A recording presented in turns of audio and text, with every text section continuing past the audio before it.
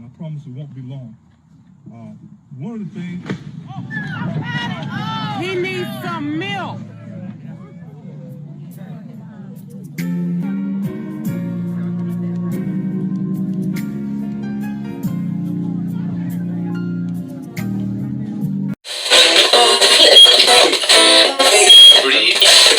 Welcome back, family. You know what I need y'all guys to do. Go ahead and hit that subscribe button for me, guys. My channel is growing.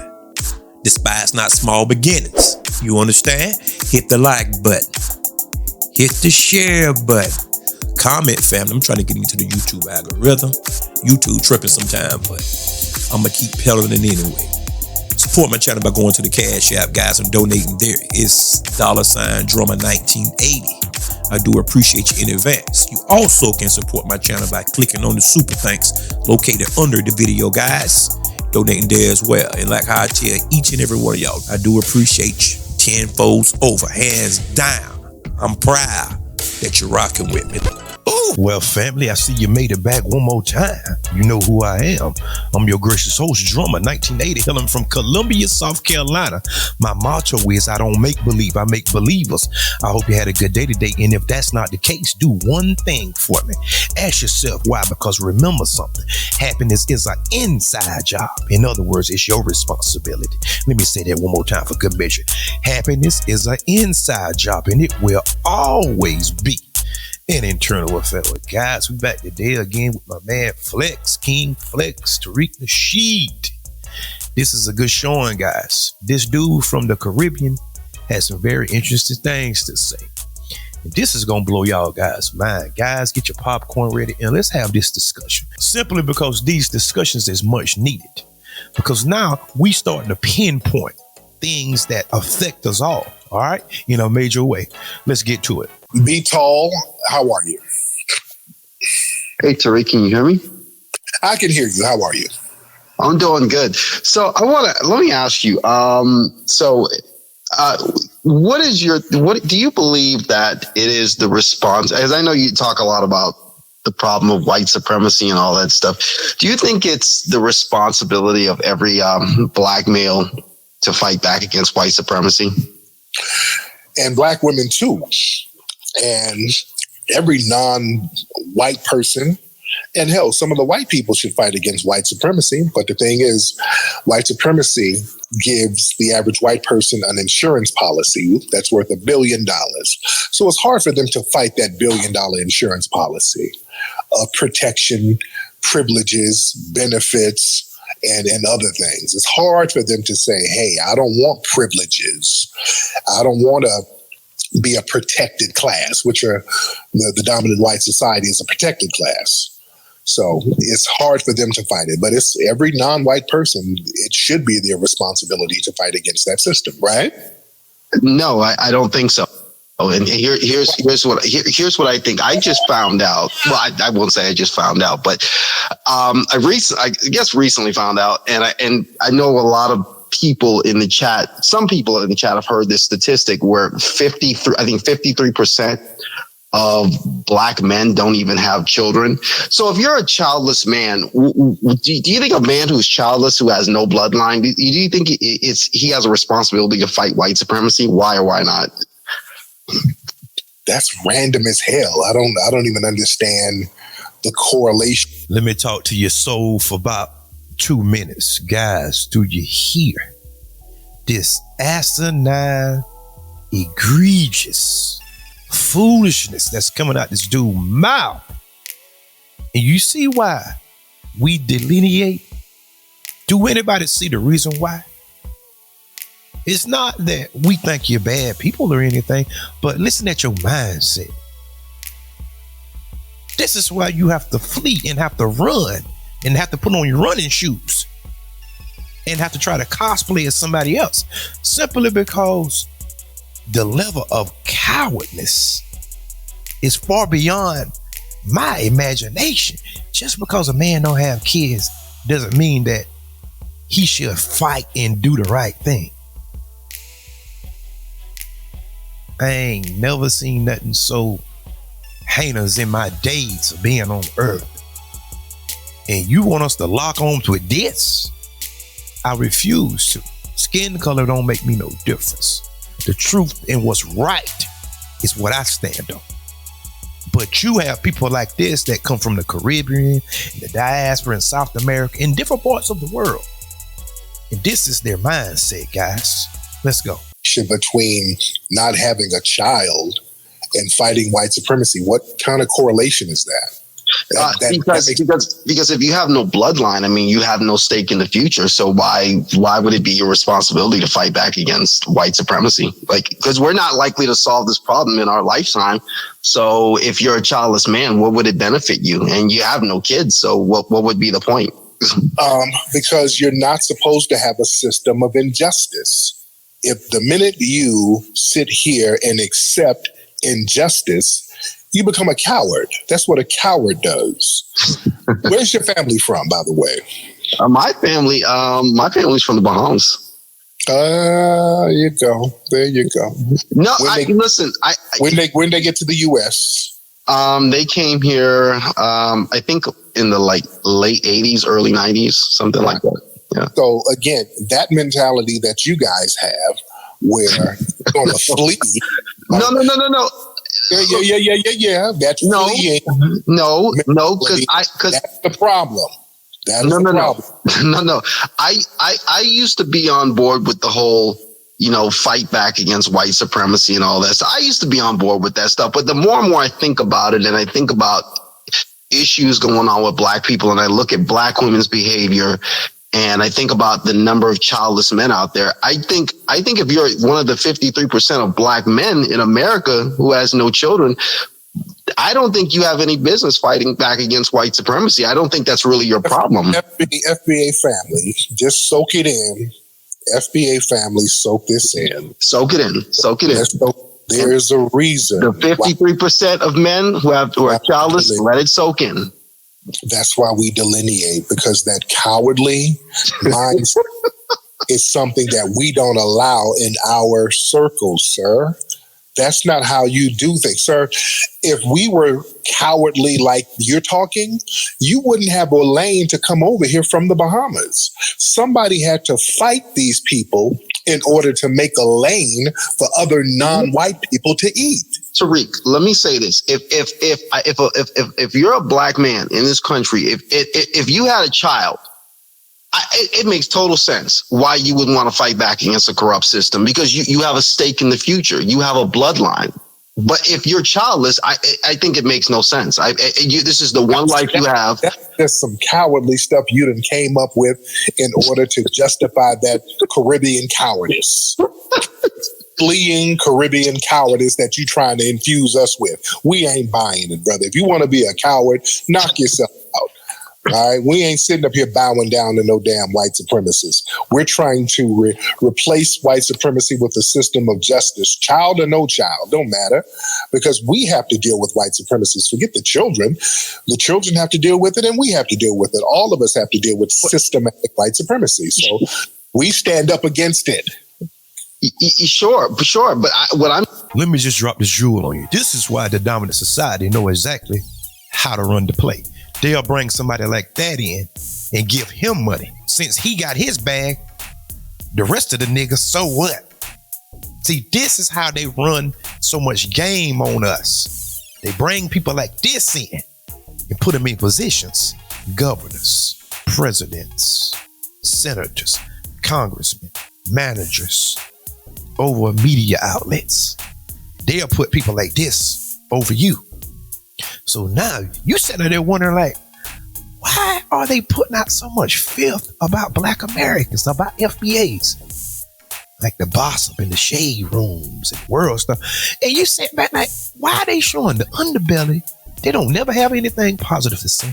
It's because of people like this. Because they getting their money. They don't care about the rest of us. See, the dominant society don't think like this whatsoever. You can go check their track record. Them people playing 50, 100 years out, 200 years out. Doesn't matter whether they have children or not, because they look at themselves as a collective. The problem is, family, we can't look at ourselves as one big global black family. Simply because the people outside of the FBAs, the Black Americans born here, raised from the soil, the blood, sweat, and tears that built this country, everybody else seem like they have some type of personal vendetta against us, which I know what it is already. Because everybody that look like you don't share your ideologies, your ideas. And whenever they paper one of them, or whenever they amass a large amount of wealth, they don't care about you. That's what we call sellouts, guys. That's the working definition of a sellout. So if they was paying me on Spotify, they was paying me $10 million a year. Say, all right, this is what we want you to do, drummer. Get on there and you go at the Black community full force, like a Candace Owens or Jesse Lee Peterson or Stephen A. So I get on here, y'all Black people lazy. Y'all Black people need to pull y'all pants up. Y'all IQs are lower than normal. You are considered to be retarded. Black fathers aren't in the home and they just need to pull their pants. They lazy. They ain't no good. They players. They thugs. That's selling out. That's selling out. Just because you get money doesn't mean you sell out. What you talking about and how you purport yourself and comport yourself whenever that you cross over. Y'all do know what the crossover mean, don't you? Whenever that you start appealing to the dominant society and then you start talking crazy, that's selling out. This is a prime example. What do you think he'll do the first chance he get? Just think about what I just said. I'm saying is I don't think this problem is going to, well, let's be honest. I mean, could we solve white supremacy in our lifetime? Is it possible? Yes, it's not likely to happen in our lifetime, but if you have offspring, yes, you do it to give your offspring a better future. That makes sense. But if you're childless, I think you stand to benefit nothing from wasting the one life you have trying to fight for a better future for someone else's offspring. I just don't think it makes sense. That's the fleeing mindset. That we're glad to be out of the Bahamas. We'll take white supremacy just as long as we ain't got to be in our failed homeland. That's what you're trying to say, sir. That's all you're trying to say. White supremacy is okay. It's better than my failed homeland. I'd rather be over here dealing with some white supremacy than being in the Bahamas in a shanty town wiping my ass with a banana leaf. Right? That's what you're trying to say, sir. And that's cowardly. We don't think like that as foundational Black Americans. These people are doing us a favor. See, deep down, y'all think, a lot of y'all who are non-FBA, y'all think that the white supremacists are doing you a favor. That running water and a flushing toilet, that's a come up to you. So you don't want to rock that boat. I mean, that's right. No. Well, I think America is great. I think that the situation for Black people in America is a lot better than it would be elsewhere. That's tether talk. We don't look at it like that. We don't think, okay, white supremacy is okay. It's better than, no. Because we created all of this shit. We created shit from scratch. Most of the inventions that you have in your home, we had a hand in it. So we don't look at these people as doing us a favor. We've always, as foundational Black Americans, had to get it out the damn mud. So we don't look at them as doing us no favors whatsoever. Okay. So that's why we look at white supremacy differently. Now, you, on the other hand, y'all came from a place where it wasn't popular. The British smack you around and left you with no resources. So y'all got on the first thing smoking over here to be around us. And we had to fight these white supremacists in order to make a lane for you. So somebody has to stand up to the white supremacists, brother.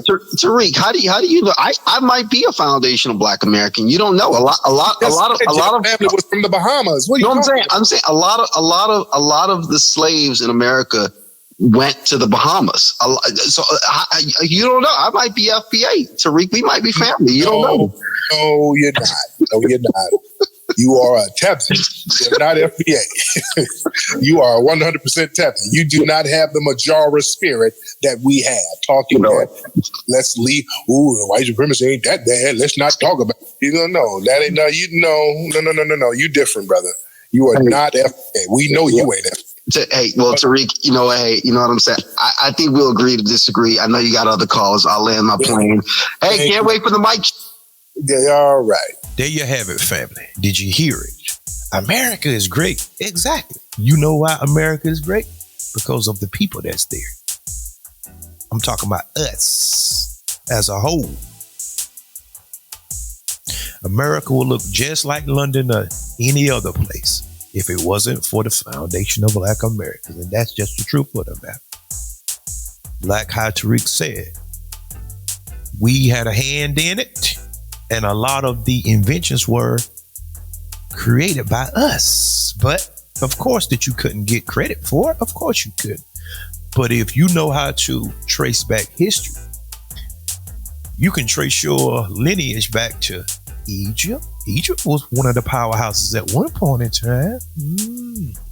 Let's talk about the Bible for a second. Assyria was a powerhouse at one point in time.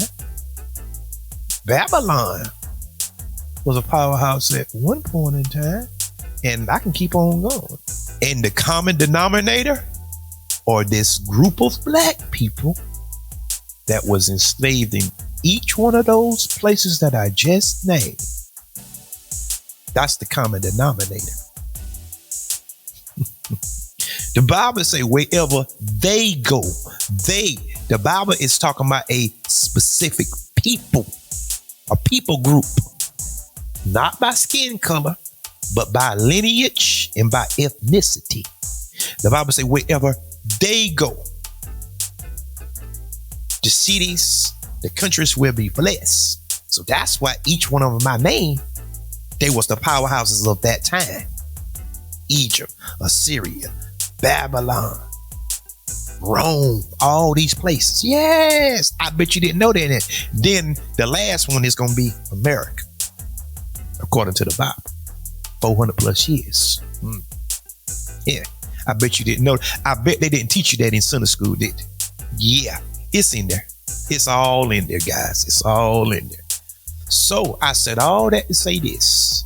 Stop feeling lowly about yourself, because the media and all of these people will beat you down and have you thinking that you are less than, when that's the furthest thing from the truth, guys. I love all people that stand on truth, okay? No matter the color, whatever, but I'm not locking arms with nobody and they talking foolish and treating people wrong. I'm just not doing that. I don't care who don't like it. I don't care who tell it. I tell anybody. Speak truth to power. These people like this here are used as a buffer class to undermine you, because the people that sit to the top know who you are. You don't know who you are. Let me say that one more time. The people that sit to the top know exactly who you are. They know exactly where the people went and all of the above. You just don't know it. But some of us are waking up. Even I heard white evangelicals say it. Did you hear me? I even heard white preachers say it. I heard Black preachers say it. I heard Jewish rabbis say the same thing. Because it's in there. If you believe in the Bible, it's in there, which in the Bible is playing out before our very eyes. And most people can't glam on to it simply because there's some things in the Bible that goes against your lifestyle. So you will take bits and pieces of it, but you don't want to take it all. And that's a problem, but that's another topic for another day. But guys, tell me what y'all think. The cowardice stuff. We do not support cowards. We don't endorse cowards. We don't advocate for cowards, nor do we lock arms with cowards, because a traitor, a Benedict owner, is very dangerous, because it's too late in the evening to be getting all involved with people. You say, well, you know, I just want to save everybody. Well, you want to save everybody. I don't. For the people that want to stand on truth and they want to come to the light, come to the light. We welcome one, we welcome all that want to come to the light. But for those that want to pussyfoot around, want to beat around the bush, and well, it ain't so bad, all that, you need to stay on over there somewhere. Stay over there. Stay over there. Continue to stay over there. Okay? because we don't need you amongst our midst. And the minute we get a whiff of hint of you being off cold, nah, I don't play that because it's too late in the evening, guys. Because we are at a pivotal moment in history. Okay? So tell me exactly what y'all think, guys, and come on back to see me, because this is what I do on this side. Columbia, South Carolina, baby. Hit that like button. Hit the share button. I'm growing, guys. I'm almost at 10,000 by myself, okay? I need y'all guys to support me.